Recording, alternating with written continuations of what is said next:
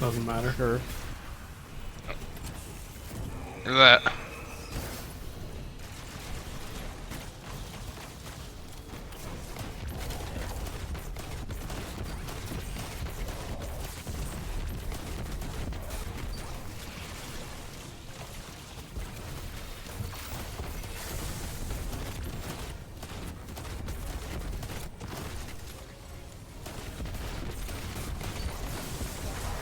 Easy clap. Who needs a still hunt? First try. One of the most common comments I get whenever I talk about hunters and DPS builds for hunters in specific on this channel is, do you have any suggestions instead of still hunt? Any replacement for still hunt? I'm tired of using still hunt. Is there anything else that's comparable? You kind of get the point. And as most of you already know by now, still hunt is arguably the best weapon we currently have in the game, at least when it comes to the hunter class. It has been stapled to every hunter's hip pretty much from the second that it was revealed for Final Shape. And in case you're somewhat new to the game and need an idea of just how destructive still hunt is, pretty much every top level team going into the world's first race for Salvation's Edge wanted it to be disabled because we knew that it was going to delete any boss in sight, and wouldn't you know it, that's exactly what happened. And yes, while Bungie did nerf the interaction between Still Hunt and Nighthawk, it was slightly worse, but still very dominant, to the point where people were still doing dual witness with two hunters using Still Hunt, Nighthawk, and a heavy weapon. So circling back around to the opening questions, by this point in the game, after 6 months of domination, it's kind of understandable why people ask for different stuff besides Still Hunt DPS. So while we know Still Hunt dominates still, even after Bungie took a swing at nerfing it, but what if, suddenly, hypothetically, what if Still Hunt was just banned? What if you needed a plan B? Is there something else in the game that can be used that is different but still dominant in damage? Well, this video existing kind of answers that, but yes, the answer is yes. Now, for the sake of the topic, since we're just going to ban Still Hunt, let's just shy away from snipers in general because, well, if you don't want to use Still Hunt, why would you want to use a worse Still Hunt, just a different flavor? So, keep away from snipers and let's talk about something else. Now, I do have two versions of this build lined up, one Void and one Arc. Today, we're going to talk about the Void version and see how it does, and, you know, if it gets a good reception, we can talk about Arc down the line. But for today, we're doing Void weapons with a Nighthawk build, and we're going to center it around the Choir of One exotic in the energy slot.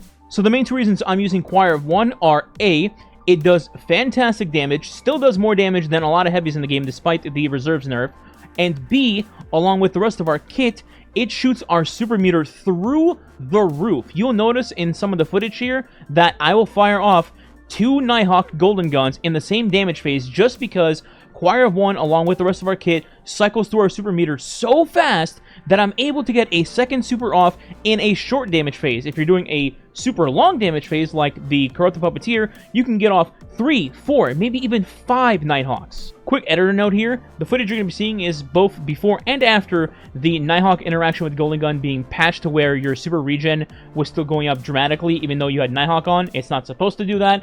They will patch that by the time this video comes out.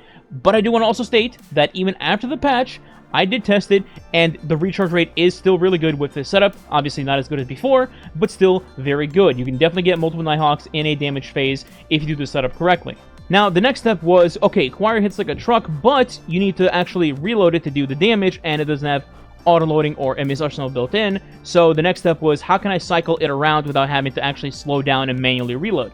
And that's where our weapons and our artifact comes into play. We have concussive reload, which allows us to automatically reload our other weapons when we fire a GL at an enemy, along with also weakening them. So naturally, the first thing you can think of is going to be Lost Signal in the kinetic slot, because it has both auto-reloading, and it can activate concussive reload for your other weapons. Now, technically speaking, you could use Liturgy instead of Lost Signal if you'd like, although you would need Envious Arsenal on it, and to be more specific, Envious Arsenal plus Chill Clip as a god roll. And based on my experience on trying to farm it and taking like over 100 drops to get it, you're more than likely probably not going to have it, so Lost Signal is going to be your best bet. Now, as for a heavy weapon, I ended up trying several things in this slot. The immediate thought, of course, was, well, Choir is Void, so we should try to do Void weapons in the heavy slot just to match Surges. It makes sense. So I ended up trying a couple of different things. I also tried other affinity weapons, you know, Bittersweet, Chill Inhibitor, etc. I also tried the Tomorrow's Answer Rocket Launcher because it's Void, as MS Arsenal. But in the end, I ended up settling on a weapon that you can actually easily farm out if you don't already have it, and that is Edge Transit. Now, initially, I wasn't too high on Edge Transit because I thought, well, it doesn't have Envious Arsenal and all the new GLs do. Those are just going to be superior because of just the free, easy rotations.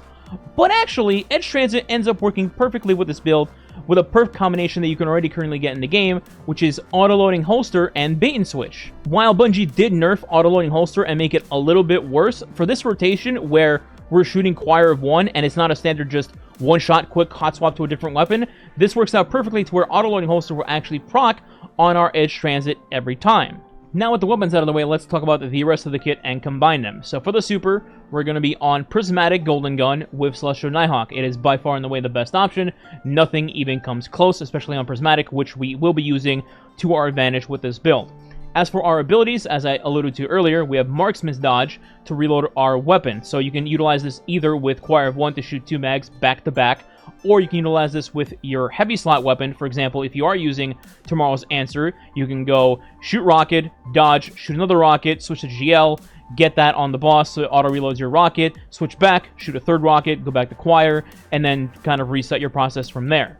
You could technically also utilize the same thing with your GL. For example, you put on Edge, shoot your 7 shots, dodge, shoot another 7 shots, and then go back to your top GL and repeat the process. Next is our melee and grenade. They're pretty straightforward. We have Snare Bomb to weaken enemies, in this case to weaken bosses, and also it'll give us Radiant if we need it through one of our fragments that I'll talk about in a second.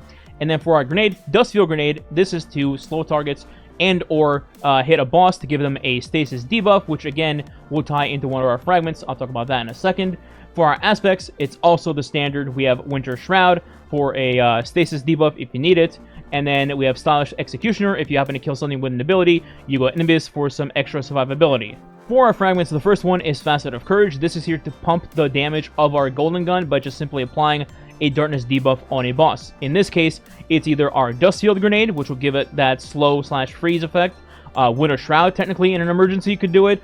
Or your Prismatic Grenade, which you will be using quite a bit because you're going to utilize Prismatic or Transcendence because it gives you a 5% bonus damage buff to your weapons when Transcendence is active. So that is how we're utilizing Courage to pump the damage of Golden Gun. Next up is Facet of Protection. This is the standard for any Prismatic build. While you're surrounded, you are more resistant to incoming damage. Pretty straightforward. Number 3 is going to be Facet of Command. So when you freeze a target, it will automatically reload your equipped weapons, and this can come in handy during your rotation where eventually you will freeze the boss, whether it's from your Dustfield or your Prismatic Grenade, and that'll just give you a free reload. So imagine just shooting your Choir of One and you automatically are getting an extra reload while you're shooting your Choir, and it's so seamless that sometimes you would just shoot 50 straight bullets at a boss because of how you proc this during your rotation. So it's really helpful to have this on. Even if it procs on your heavy weapon, that's still also good because you're just shooting 14 shots in a row with Edge, and then you can use your dodge after that to make it just 21 shots in a row, although your bait and switch might run out by that point. Anyway, moving on, next up is Facet of Dawn. So while we're using Snare Bomb to weaken bosses, Facet of Dawn will also make us Radiant. When we're Radiant, our Golden Gun does more damage. This is really key as well, on top of Courage. If you're not Radiant, you're just going to do less damage with Goldie, and why would you want that? This also has it so you're not reliant on somebody's Well of Radiance to pop, to step in the well, then get out of the well to become Radiant, and then shoot your Goldie. This way, you're just doing it on your own if you're solo. And then lastly, we have Facet of Ruin. Increase the size and damage of the burst when you shatter a stasis crystal or a frozen target. Eventually, a boss will freeze, quote-unquote, and a shatter will apply to them, so it's just some extra damage, and also increases the area effect of solar ignitions on top of that, too. Next, let's talk about the rotation a little bit, or the order of operations. So, in a damage phase, as it's about to start, the first thing you want to do is go ahead and throw your Snare Bomb and your Dustfield onto a boss, should you have them live at that moment. If you don't, then you just immediately go into Prismatic. The reason I say that you should is because you want to apply those debuffs on the boss immediately, particularly the Dustfield, because as soon as the Dustfield's on them, they are primed for your Golden Gun because they have that Darkness debuff on them. Otherwise, you have to go Prismatic, then throw your Snare Bomb and your Prismatic Grenade, and then do your Goldie. This way, you're a little bit prepared ahead of time, if that makes sense. So, what I do is Snare Bomb, Dustfield, go into Prismatic, then as I'm going into Prismatic, I instantly pop Golden Gun to animation cancel the Prismatic, just to save it like a second or two. It doesn't sound like a lot, but on a damage phase, a second or two is another couple of GL shots, so it adds up. So once I pop my Golden Gun, I know the boss is already debuffed through what I just mentioned. I shoot my Goldie at their head. I already have Radiance, so I'm fine there. I do max damage, and then I move on to my weapons. Lastly, armor mods. Most of these don't really matter. You can put whatever you want. For example, in the helmet and the chest, you can put whatever you'd like. In the gloves, I'd recommend loader/dexterity mods just to speed up the process because a weapon like Edge Transit is pretty sluggish. And then in your boots, of course, you want to have triple Void Weapon Surge to boost the damage of your weapons.